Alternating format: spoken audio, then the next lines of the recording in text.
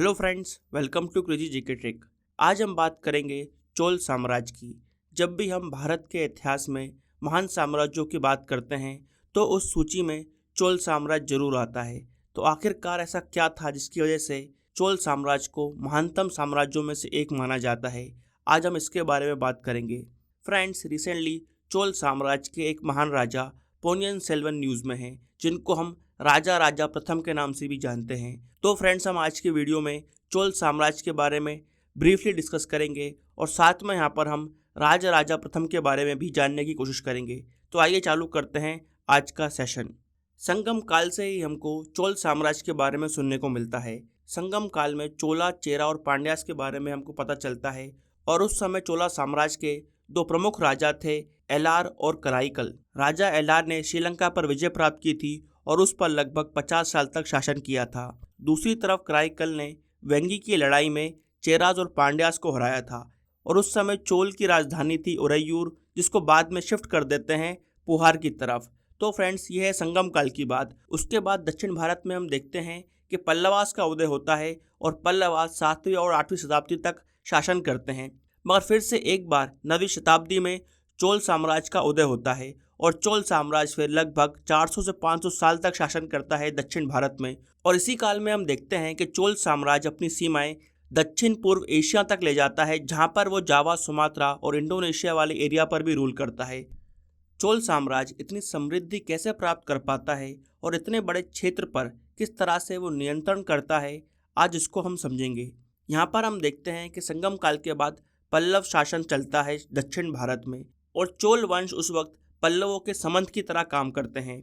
जैसे ही पल्लवों का पतन होना चालू होता है तो एक बार फिर से विजयलाय चोल साम्राज्य की स्थापना करते हैं और उसको फिर से नई ऊंचाइयों तक ले जाते हैं।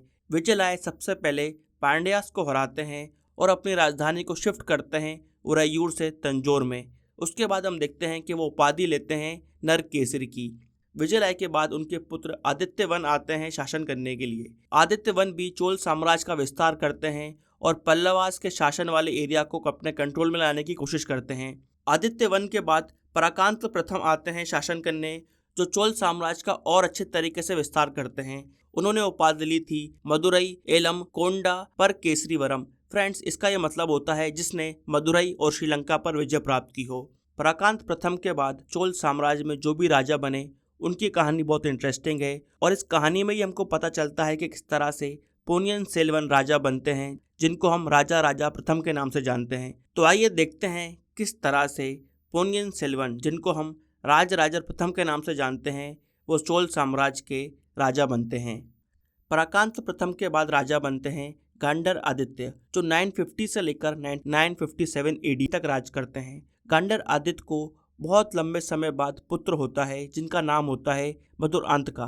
फ्रेंड्स, उनकी जब मृत्यु हो जाती है 957 एडी में, तो उस समय प्रश्न चिन्ह खड़ा होता है कि राजा कौन बनेगा, क्योंकि उनके जो पुत्र हैं मधुरांत का, उनकी उम्र बहुत छोटी है, वो राजभार नहीं संभाल सकते। इसलिए उस समय ये निर्णय लिया जाता है कि गांधर आदित्य के छोटे भाई अरिंजे को राजा बनाया जाए। मगर अरिंजे की भी उसी साल मृत्यु हो जाती है 957 एडी में। इसलिए फिर से एक बार प्रश्न चिन्ह खड़ा होता है कि राजा कौन बनेगा। क्योंकि यहाँ पर मधुरांतका की उम्र कम थी, इसलिए अरिंजे के पुत्र प्रकांतका द्वितीय, जिनको हम सुंदर चोल के नाम से जानते हैं, वो यहाँ पर राजा बनते हैं और वो फिर शासन करते हैं 957 से लेकर 970 एडी तक। प्रकांत द्वितीय, जिनको हम सुंदर चोल के नाम से जानते हैं, उनके भी दो पुत्र होते हैं, आदित्य द्वितीय और अरिमोलीवर्मन। फ्रेंड्स, अरिमोलीवर्मन ही असली नाम था पोलियन सेल्वन का। फ्रेंड्स, उनका नाम पोलियन सेल्वन इसलिए पड़ता है क्योंकि बचपन में वो कावेरी नदी में गिर जाते हैं और उस समय कावेरी नदी को पोलिन नदी के नाम से जाना जाता था। और जिस तरह से वो उस नदी से बचकर बाहर निकलते हैं, तो ऐसा माना जाता है कि कावेरी माँ ने उनको बचाया है। और यहाँ पर पोलियन सेल्वन का मतलब ही होता है सन ऑफ रिवर पोनिन। तो फ्रेंड्स, इस तरह से उनका नाम पोनियन सेल्वन पड़ा। तो जब 1970 में पराकांत द्वितीय यानी कि सुंदर चोल की मृत्यु होती है, तो फिर से प्रश्न चिन्ह खड़ा होता है कि राजा कौन बनेगा। और फ्रेंड्स, इस समय 3 दावेदार होते हैं राजा बनने के लिए। यहाँ पर गांडर आदित्य के पुत्र मधुरांतका, सुंदर चोल के बड़े बेटे आदित्य II और जनता में लोकप्रिय अली मोरीवर्मन। तो फ्रेंड्स, इन तीनों में से राजा कौन बनेगा, इस चीज़ को लेकर प्रश्न चिन्ह खड़ा होता है। और यहाँ पर आदित्य टू, जिन्होंने वीर पांड्यास को मारा था, वो यहाँ पर राजा बनते हैं। मगर यहाँ पर आदित्य टू 1 साल भी अच्छे से राज नहीं कर पाते हैं और उनकी हत्या करवा दी जाती है। और इस हत्या के पीछे पांड्यास का हाथ बताया जाता है और कुछ लोग यहाँ पर कहते हैं कि पांड्यास का साथ दिया था यहाँ पर गांडर आदित्य के पुत्र मधुरांतका ने। तो फ्रेंड्स, यहाँ पर फिर से प्रश्न चिन्ह खड़ा होता है कि आदित्य द्वितीय के बाद राजा कौन बनेगा, अरिमोलीवर्मन या फिर मधुरांतका। यहाँ पर अरिमोलीवर्मन यानी कि पोलियन सेल्वन ये निर्णय लेते हैं कि उनको राजा नहीं बनना और यहाँ पर वो मधुरांतका को सपोर्ट करते हैं राजा बनने के लिए। तो इस तरह फ्रेंड्स, गांडर आदित्य के पुत्र मधुरांतका राजा बनते हैं चोल साम्राज्य के।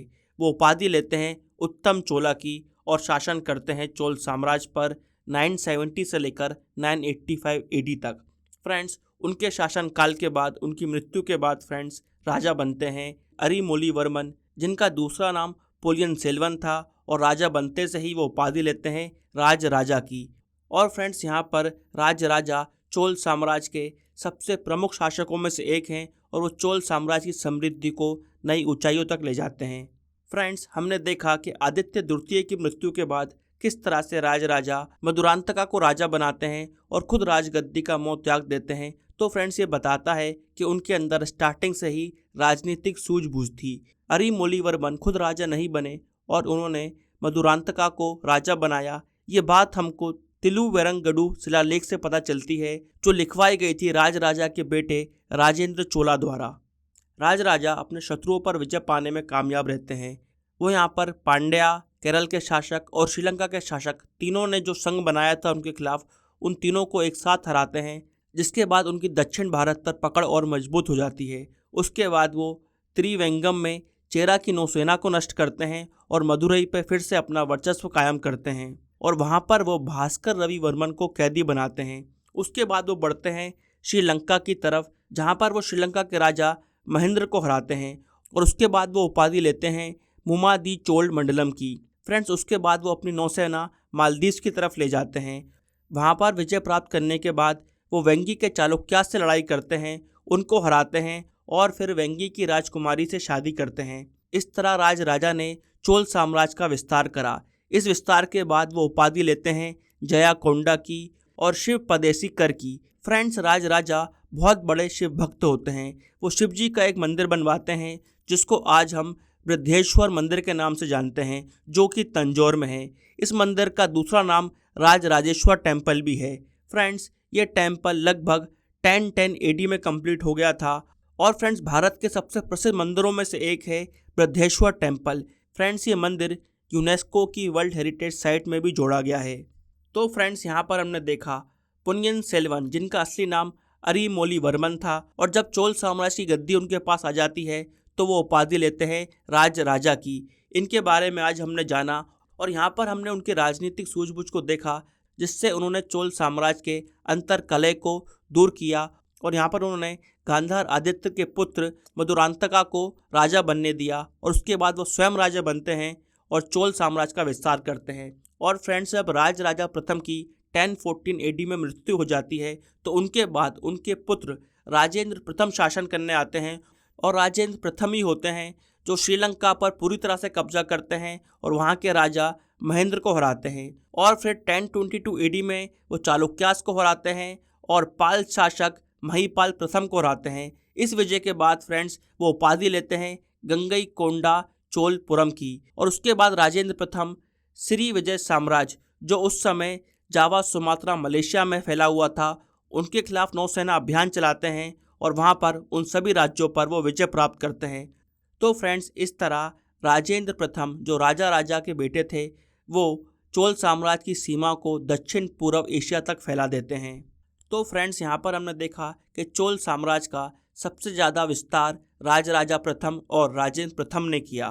फ्रेंड्स, चोल साम्राज्य के बारे में कुछ और इम्पोर्टेंट पॉइंट्स हैं जिनको हमें याद रखना चाहिए, जिसकी वजह से चोल साम्राज्य को एक महान साम्राज्य माना जाता है। चोल साम्राज्य के समय हम देखते हैं कि तमिल साहित्य अपने चरम पर पहुंचता है। इसी समय हम देखते हैं कि तिरुकत देवार द्वारा शिवस इंतामणि लिखी गई थी और कुंडल केसी भी इसी दौरान लिखी गई थी। कंबन द्वारा यहाँ पर तमिल रामायण भी लिखी गई थी। परिया पुराणाम लिखी गई थी सेकैलार द्वारा। ओट्टाकुथुर द्वारा लिखी गई मूवलूर, जो 3 चोला राजाओं के बारे में बताती है, वो भी इसी समय लिखी गई थी। फ्रेंड्स, चोला काल में ही हमको तमिल साहित्य के 3 रत्न और कन्नड़ साहित्य के 3 रत्न देखने को मिलते हैं। इसी के साथ हम देखते हैं कि चोला शासन में शैविज्म, वैष्णविज्म और बुद्धिज्म तीनों को संरक्षण प्राप्त होता है। और इसी समय हम देखते हैं कि तमिल भक्ति आगे बढ़ती है, शैविज्म और वैष्णविज्म बहुत आगे बढ़ता है। चोला साम्राज्य में ही नटराज की प्रसिद्ध कांस्य प्रतिमाएं बनती हैं। फ्रेंड्स, इसी समय हम देखते हैं कि अर्धनारेश्वर प्रतिमाएं भी बनाता है चोल साम्राज्य, जो कि विश्व प्रसिद्ध होती हैं। फ्रेंड्स, उस समय चोल साम्राज्य चीन के साथ व्यापार करता था, इसलिए उन्होंने जावा सुमात्रा पर कब्जा किया था। और फ्रेंड्स, यहाँ पर जो सबसे अनोखी बात थी चोल साम्राज्य की, वो था उनका विलेज एडमिनिस्ट्रेशन, यानी कि ग्राम प्रशासन। इसके बारे में हमको पता चलता है उत्तर मेरु अभिलेख से, जो पराकांता प्रथम के द्वारा लिखवाया गया था। ये अभिलेख हमको बताता है कि किस तरह से ग्रामीण स्तर पर लोग अपने नेताओं को चुनते थे और उनके चयन के लिए यहाँ पर इलेक्शन होता था, जिसको कूड़ा वोलाई प्रणाली के तहत कराया जाता था। और फिर यहाँ पर अलग अलग समितियाँ बनती थीं जो यहाँ पर ग्रामीण प्रशासन को हैंडल करती थीं। तो फ्रेंड्स, ये बहुत ही यूनिक बात है चोल साम्राज्य की। तो फ्रेंड्स, यहाँ पर हमने चोल साम्राज्य के बारे में जानने की कोशिश करी और यहाँ पर हमने देखा कि चोल साम्राज्य की महानतम साम्राज्यों में गिनती क्यों होती है।